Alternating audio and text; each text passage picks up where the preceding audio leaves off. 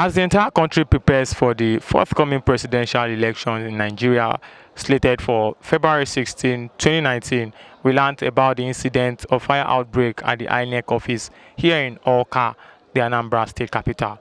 My name is Anambra State, and you're watching Legit TV.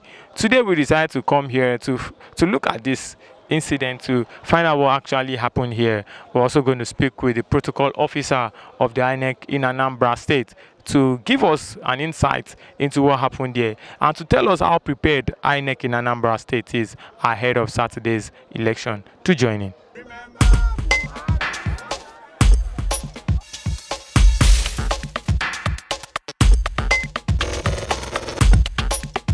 It was an unfortunate incident just at the verge of almost concluding our preparations.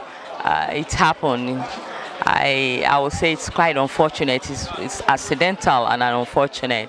But we thank God no lives were lost. And considering the fact that INEC has put in place a very good preparation in terms of our materials, what was involved at the containers that were burnt were actually the card readers, but like I said earlier, INEC has put in place all the necessary things to make sure that we don't have issues. And an issue like this, we have things what to do.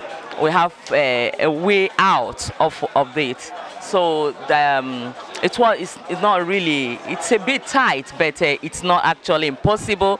The fact that we have those reserves, all the states in the wards, we have three reserves, apart from the ones that are dedicated for the use of the election. We have 3. And so we are mopping up this reserve. We are not mopping them entirely. We are taking 1 out of the 3 of the reserve. They are all chronicle, all of them, and bringing them to Anambra State to make up what we lost out. So I believe it won't be a big problem.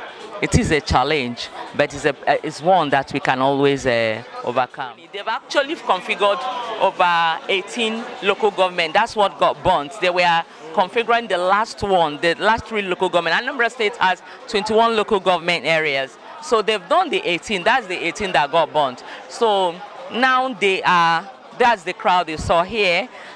We've gotten over 17 states that has brought that reserve. Out of their 3 reserve, they are giving us one each. So we are mopping up all these things to make up, so that we'll make sure that we have election in Anambra. Not just election, something better than what we have in governorship election. And also, INEC is determined by virtue of our preparation and the things we have put in place to show you that INEC is determined to conduct a free, fair, credible election this 2019 general elections.